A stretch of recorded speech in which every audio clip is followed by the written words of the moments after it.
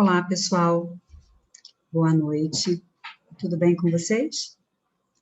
Espero que sim. Eu sou a professora Tatiana Martins e o tema da nossa aula de hoje vai ser sociedade política. Nós vamos abordar nessa aula conceitos de democracia, sociedade, política, o conceito de ser cidadão, né, da palavra cidadão. Vamos falar sobre o voto. E vocês podem estar perguntando, professora, por que vamos falar sobre isso? Né? Qual o objetivo da nossa aula? O objetivo é trazer mais informações, um pouco de conhecimento, né? Uma troca aqui de informações, para que a gente consiga entender melhor como funciona a sociedade, a política na sociedade, em que ambiente a gente lida com a política, a importância do nosso voto, de que forma nós podemos contribuir, né, para um futuro melhor, olhando para o coletivo. Então, eu vou começar a nossa aula falando sobre democracia. Democracia é uma palavra de origem grega e o seu significado é poder do povo. Então, quando a gente fala de democracia, a gente está, de uma certa forma, mostrando que a decisão da maioria vai sempre prevalecer. Então, esse poder do povo ele é manifestado politicamente através do voto. Esse voto vai definir os nossos representantes. Tá? E então a gente avança para o tema sociedade. O que é então a sociedade? A sociedade é um grupo de humanos que habitam em determinado espaço e tempo, trocando ideias, seguindo normas comuns, culturais ou escritas, né, que reúnam afinidades entre essas pessoas. Né? Esses grupos, né, de indivíduos, eles têm como objetivo melhorar a vida de todos. Eu melhoro a minha vida de uma forma individual e a do coletivo. E ele está presente em várias dimensões da vida. Né? Então, nós temos sistemas dentro da sociedade, como o sistema econômico, por exemplo, que é o que vai gerar renda através da produção. Então, essa renda, o objetivo é que essa renda seja distribuída entre os membros dessa sociedade. Nós temos um sistema político e jurídico que tem como competência o quê? Fazer mediação entre os desejos e os interesses dessa sociedade. Ele visa preservar e garantir a vida, né, desses indivíduos. Tem como objetivo também olhar os interesses e os conflitos que se cria em torno daqueles desejos, e também olha para o lado da punição daqueles que não cumprem as normas, as leis, as regras. Né? Ele também tem essa questão de ditar e punir os que não cumprem o que é pré-determinado. E vamos falar de um último sistema aqui, que é o sistema educacional. Então, a gente trabalha com foco no sistema educacional que inclua as escolas, as famílias, as instituições religiosas e culturais, né, com o objetivo de socialização. A troca social entre esses indivíduos vai permitir que eles valorizem informações, né, que os valores éticos e étnicos, né, dessa população, mantendo ali a sua cultura, traga uma identidade. Essa identidade traz o pertencimento, faz com que essas pessoas, ao buscarem informações, tendo aí essa base educacional, fortalecendo, né, orientando, nutrindo, faça com que esses indivíduos participem lá do sistema econômico, efetivamente da distribuição da renda, né? Traz essa propriedade. Eu vou avançar aqui e eu vou apresentar para vocês um quiz, tá? Nós falamos de sociedade e eu vou mostrar para vocês 3 imagens.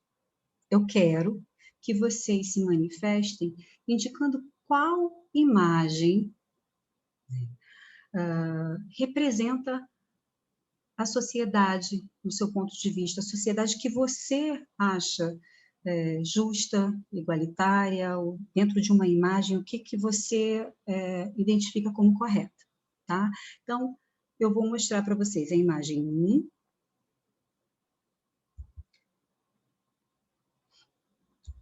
a imagem 2 e a imagem número 3. Então, vamos lá, pessoal. Quem escolheu a imagem 1? Levante a mão, por favor. Ok. E a imagem 2? Ok. E a imagem 3?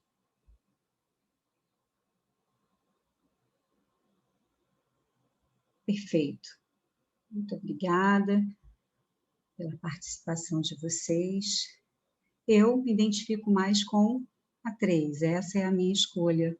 Eu acho ela plural, acho uma reunião, né, dos indivíduos que representa aí de uma forma mais democrática o que nós somos. Eu vou, então, passar aqui para vocês o conceito, quando a gente fala, ele é um cidadão, eu sou um cidadão, né? A gente fala sobre isso. Então, o cidadão, ser um cidadão é ter direito à vida, à liberdade, ao conhecimento, à igualdade perante a lei, aos direitos civis, políticos e sociais. E aí, quando a gente fala de direitos sociais, eu reforço que dentro destes direitos sociais, nós temos a educação, nós temos a saúde, nós temos a previdência, o transporte, o saneamento, o lazer, e tantos outros, né? O direito ao trabalho. Então, esses que fortalecem, de fato, a participação desse indivíduo, né? E o orientam para a cidadania, né? E quando a gente entra nesse quesito cidadania, a cidadania nada mais é do que o exercício da democracia que nós falamos lá em cima. Então, quando eu tenho uma sociedade com vários indivíduos conscientes, participativos, né, fazendo com que suas vontades, ideias, desejos sejam respeitados e também respeitando, porque quando eu falo lá em cima do cidadão, o cidadão também tem as suas obrigações, ele é um cumpridor de obrigações, de deveres.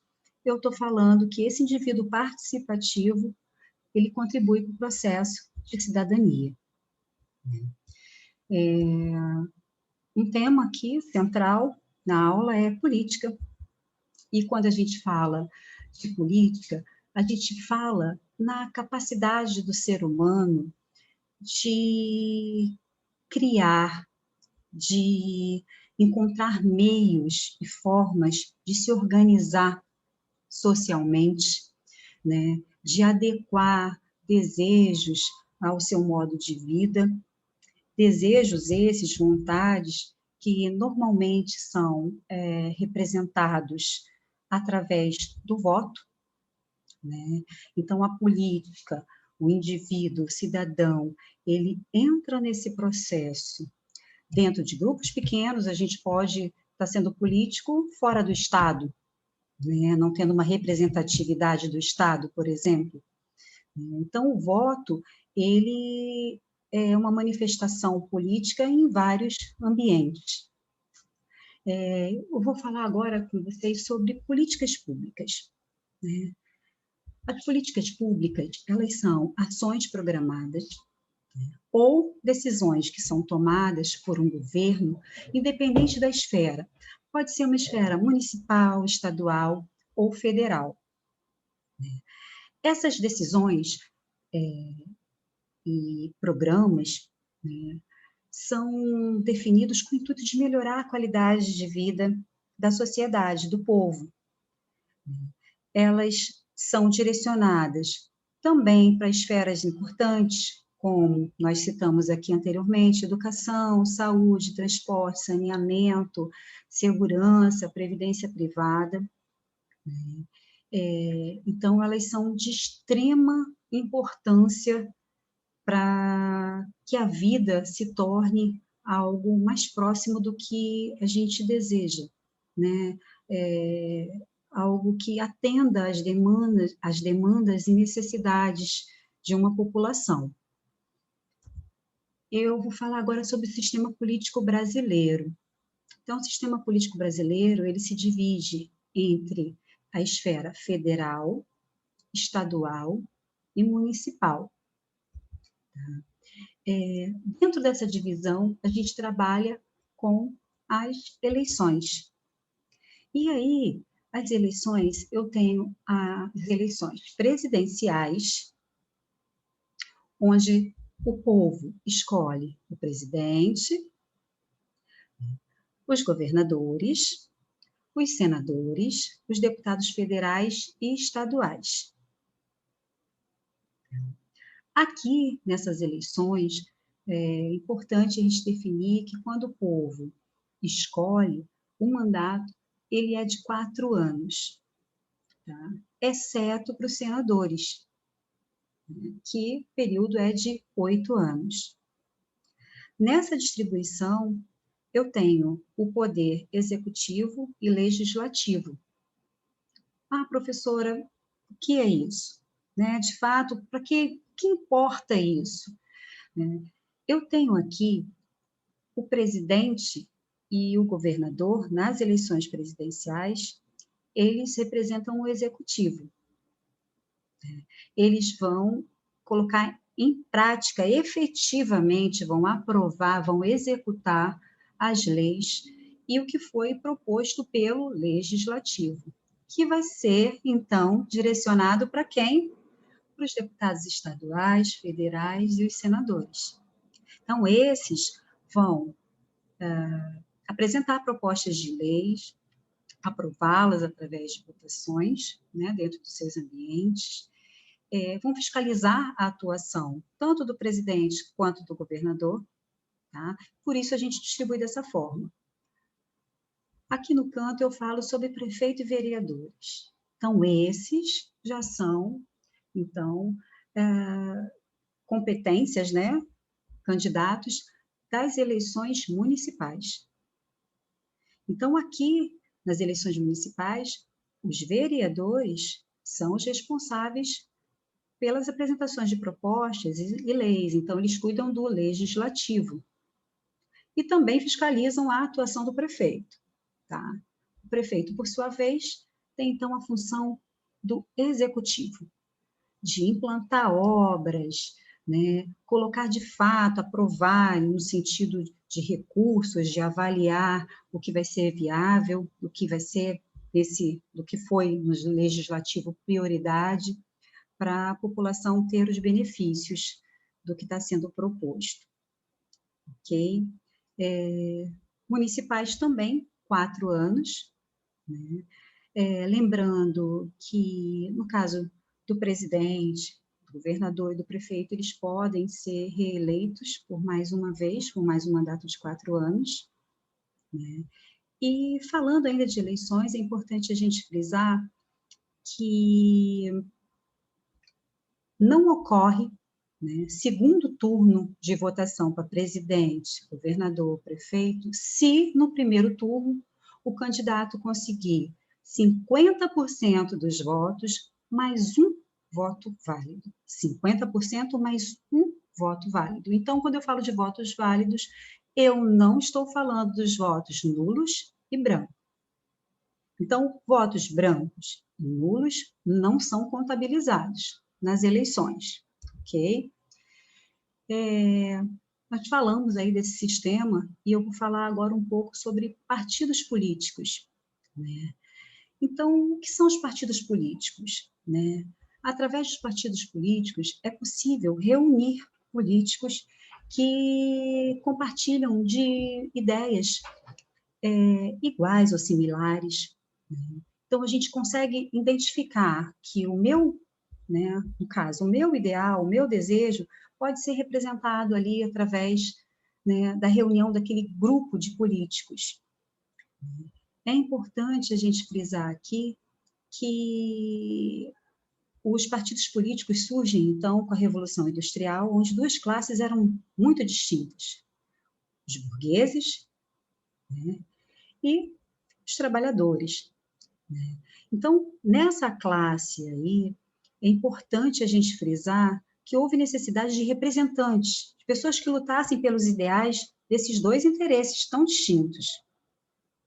E aí a gente entra na dimensão que, no Ocidente, é comum a gente ver a distribuição de partidos políticos entre esquerda, direita e centro, onde, normalmente, a direita mantém ali aquela condição que a gente vê, que acaba trazendo vantagem e uma distribuição injusta, inadequada das riquezas, onde tudo fica concentrado na burguesia, né? E a classe trabalhadora acaba sendo prejudicada. O centro mantém ali aquele nível, o comércio, as negociações e o mínimo de direito para os trabalhadores. Ele tenta ali mediar, né? Então não se avança muito. E na esquerda a gente vê uma defesa dessa classe trabalhadora, onde se indica: nós precisamos de oportunidades, nós precisamos de uma distribuição igualitária, a justiça tem que prevalecer, olhe para os nossos direitos, nós precisamos que eles sejam defendidos e mantidos. Então, em regra geral, tem-se a ter aí essa visão, né, resumidamente. Eu vou apresentar agora para vocês 3 imagens, e eu gostaria que vocês indicassem dessas 3 imagens a que é inadequada, né, quando falamos de eleições. Então, olá, dia de eleição, meu voto, o que para vocês é inadequado? Essa é a primeira imagem que eu estou mostrando para vocês agora. Essa é a segunda imagem, tá?